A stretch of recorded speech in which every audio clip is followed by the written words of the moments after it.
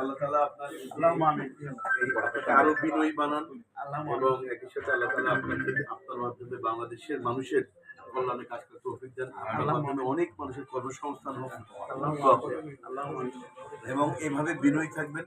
আল্লাহ সম্পদ যা দিবেন চোখ বন্ধ করে ব্যয় করবেন। দিনের পথে আল্লাহ যা দিচ্ছেন শুকরিয়া আদায়ার্থে চোখ বন্ধ করে ব্যয় করবেন। আল্লাহ যা ব্যয় করবেন তার 10 গুণ আল্লাহ আবার আপনার ঘরে পৌঁছে অগণিত দিব, অগণিত অগণিত অগণিত বেসুমার।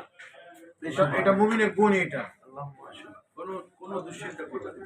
সর্বমস্তে আল্লাহ যখন আপনাকে